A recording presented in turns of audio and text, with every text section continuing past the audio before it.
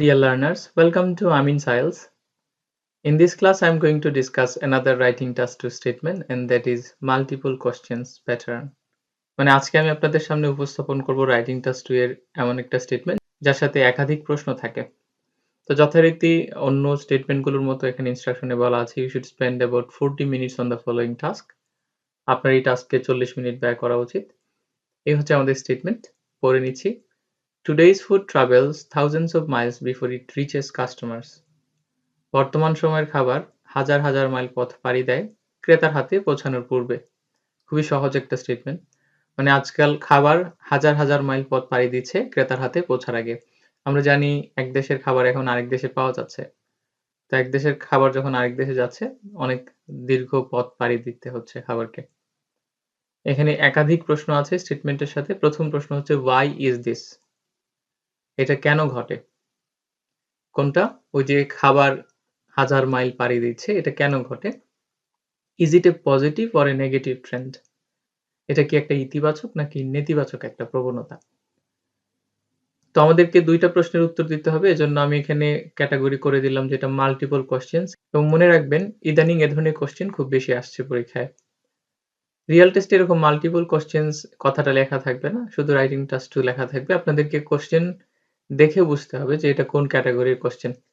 তো আমরা আবার একটু অবজার্ভ করে নিচ্ছি কোশ্চেনগুলো। প্রথম কোশ্চেন হচ্ছে why is this? এটা কেন ঘটে? তার মানে খাবার কেন হাজার মাইল পথ পাড়ি দিচ্ছে তার পেছনে কারণ কি আপনাকে ব্যাখ্যা করতে হবে।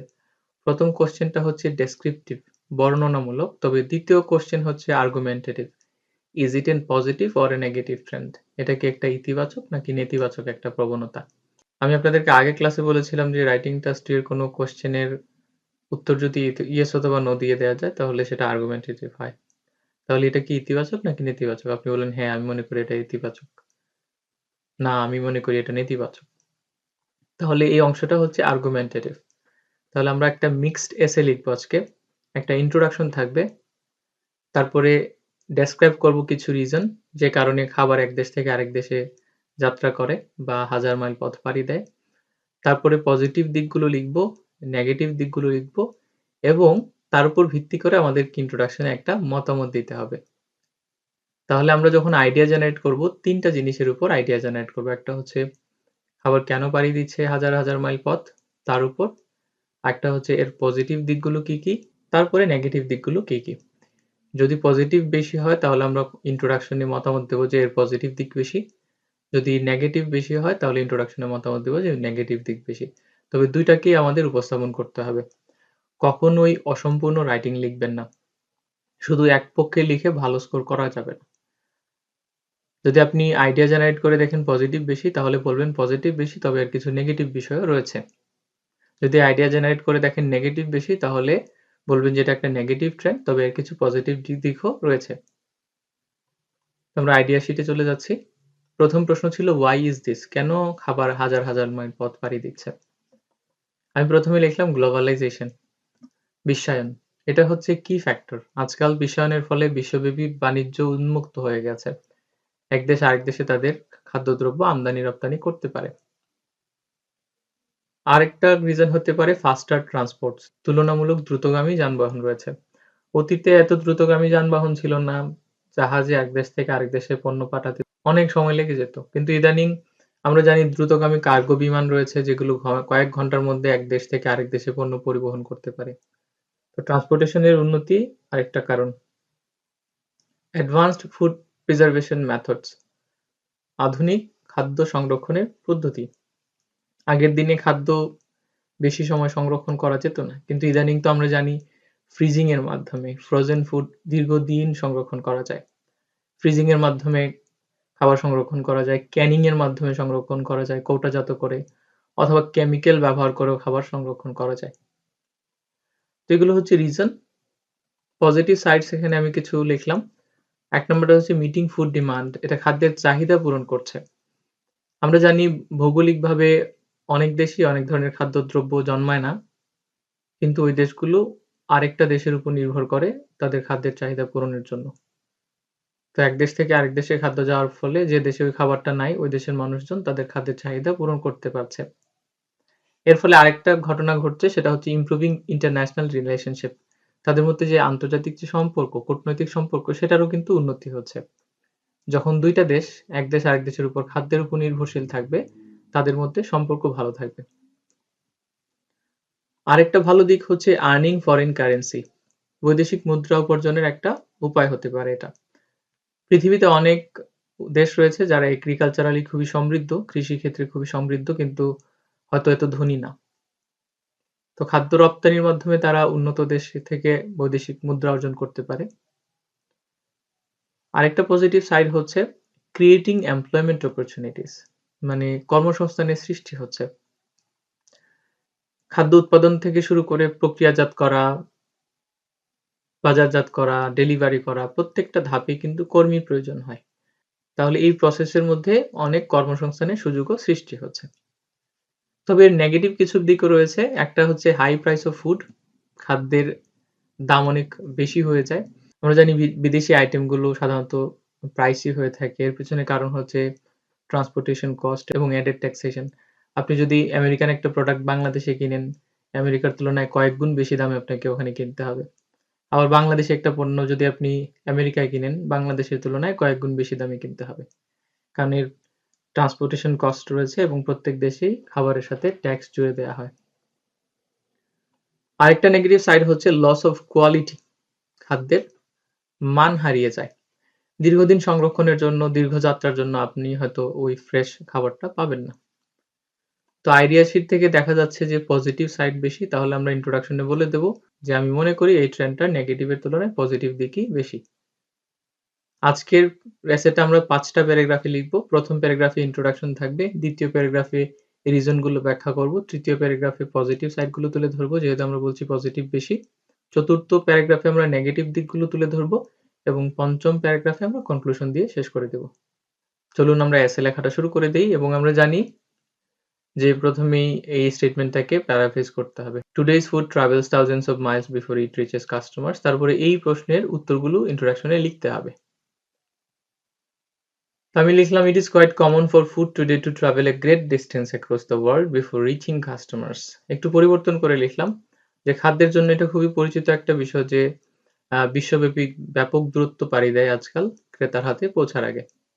thousands of miles এর পরিবর্তে আমি লিখলাম a great distance. তো একটু পরিবর্তন করে আপনারা লিখতে পারেন। তারপরে প্রশ্ন ছিল why is this, এটা কেন ঘটে, এর উত্তর আমরা দিলাম এখানে there are many reasons behind this, এর পিছনে অনেক কারণ রয়েছে। তাহলে রিডার বা এক্সামিনার এক্সপেক্ট করবে যে আপনি এর পরের প্যারাগ্রাফে এই মেনি রিজনস গুলো ব্যাখ্যা করবেন। আপনার সব সময় এসেটা হওয়া উচিত ইন্ট্রোডাকশন অনুযায়ী। ইন্ট্রোডাকশনে যা লিখবেন তার প্রাসঙ্গিকতা আপনাকে পরবর্তী প্যারাগ্রাফগুলোতে বজায় রাখতে হবে। আরেকটা প্রশ্ন ছিল is it A positive or negative trend? তো আমরা এখানে লিখলাম I think it is a positive trend that renders numerous benefits for countries, businesses and general people despite having a few demerits. আমি মনে করি এটা একটা ইতিবাচক প্রবণতা যা অসংখ্য সুবিধা প্রদান করে দেশসমূহকে, ব্যবসাসমূহকে এবং সাধারণ মানুষকে কিছু অসুবিধা থাকা সত্ত্বেও। তার মানে আপনি বলছেন এটার বেনিফিটস বেশি, তবে a few demerits রয়েছে, কিছু অসুবিধাও রয়েছে। তাহলে আপনার কনসেপ্টটা ক্লিয়ার, আপনি কি লিখতে চাচ্ছেন রিডার বুঝে গেল আপনার ইন্ট্রোডাকশন থেকে। আপনি পরের প্যারাগ্রাফটাতেই আপনি সেকেন্ড প্যারাগ্রাফটাতে রিজনগুলো ব্যাখ্যা করবেন, থার্ড প্যারাগ্রাফে নিউমেরাস বেনিফিটস গুলো ব্যাখ্যা করবেন, ফোর্থ প্যারাগ্রাফে ডিমেরিটস গুলো ব্যাখ্যা করবেন এবং ফিফথ প্যারাগ্রাফে এসে আপনি কনক্লুশন দিয়ে শেষ করে দিবেন। তো এই ছিল আমাদের ইন্ট্রোডাকশন। আমরা সেকেন্ড প্যারাগ্রাফে চলে যাচ্ছি, এখন রিজনগুলো ব্যাখ্যা করব। Several factors contribute to such a long journey of food these days. আজকাল খাবারের এই দীর্ঘ যাত্রার পিছনে অনেকগুলো বিষয় রয়েছে যা অবদান রাখে। Among all the element, এই ফ্যাক্টরগুলোর মধ্যে globalization is a key one. বিশ্বায়ন হচ্ছে একটা প্রধান কারণ। That has made trade and commerce open around the world. যা ব্যবসা বাণিজ্যকে বিশ্বব্যাপী উন্মুক্ত করে দিয়েছে। Allowing far-flung countries to import and export food products among them. এবং দূরবর্তী দেশগুলোর জন্য এটাকে সহজ করে দিয়েছে যে তারা নিজেদের মধ্যে খাদ্যদ্রব্য আমদানি এবং রপ্তানি করতে পারে। তো অনেক লম্বা একটা বাক্য লিখলাম, এরকম কমপ্লেক্স সেন্টেন্স লেখার চেষ্টা করবেন ভালো স্কোরের জন্য। মিশ্রণ থাকবে সবকিছুরই, ছোট বাক্য থাকবে, বড় বাক্য থাকবে, যখন যা লাগে তাই ব্যবহার করবেন। তো প্রথম যুক্তিটা হচ্ছে গ্লোবালাইজেশন। গ্লোবালাইজেশন বা বিশ্বায়নের ফলে পৃথিবীব্যাপী ব্যবসা-বাণিজ্য উন্মুক্ত হয়েছে, যার ফলে দূরবর্তী দেশগুলো তাদের মধ্যে পণ্যদ্রব্য আমদানি-রপ্তানি করতে পারে। তারপরে যুক্তি লিখলাম, "The advancement of transports has also made this move more manageable." যানবাহনের অগ্রগতি এই যাত্রাটাকে আরো বেশি সহজ করে তুলেছে। এর জন্য একটা ব্যাখ্যা দিলাম আমরা এখানে। There are now faster cargo planes able to carry goods from one country to another in hours. যানবাহনের অগ্রগতি কিভাবে হয়েছে এটা বুঝিয়ে বললাম এখানে। যে এখন দ্রুতগামী কার্গো বিমান রয়েছে যেগুলো এক দেশ থেকে আরেক দেশে কয়েক ঘন্টার মধ্যে পণ্য পরিবহনে সক্ষম।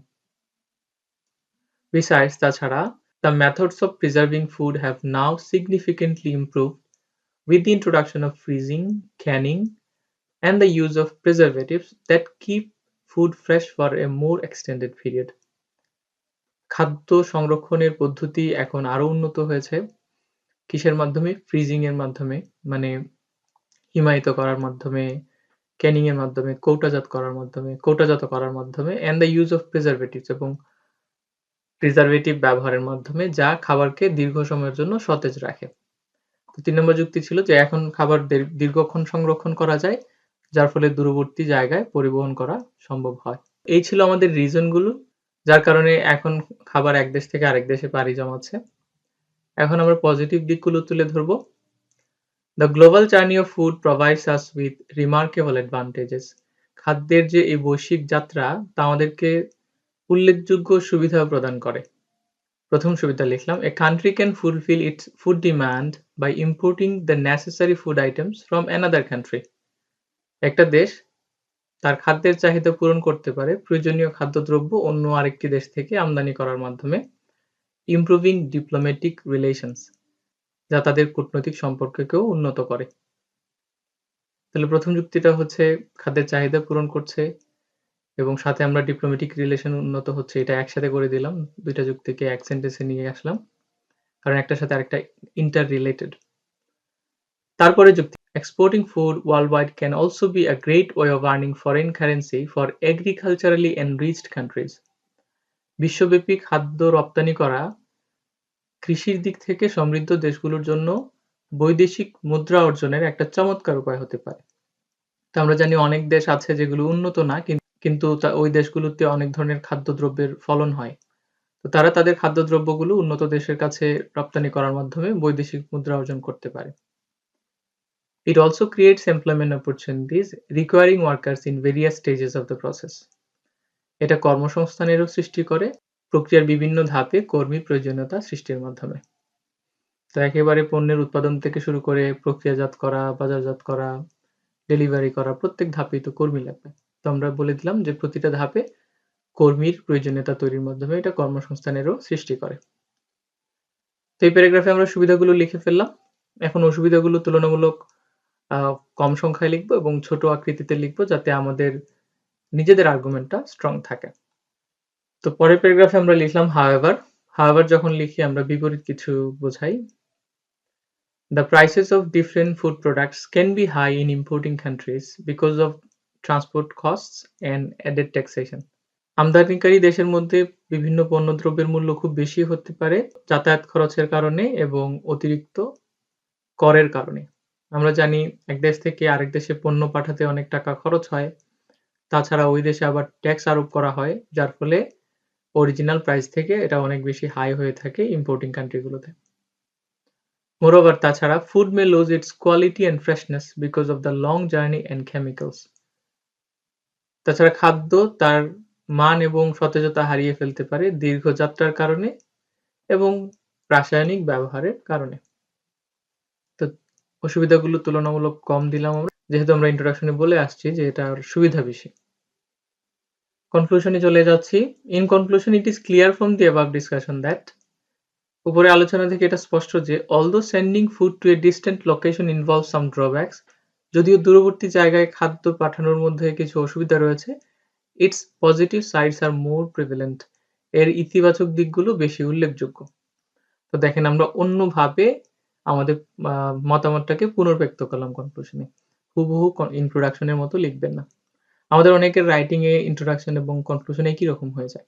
আশা করি এই ক্লাস থেকে আপনারা আরেক ধরনের রাইটিং টাস্ক স্টেটমেন্ট সম্পর্কে ধারণা পেলেন এবং এটা খুবই কমনলি আসে ইদানিং।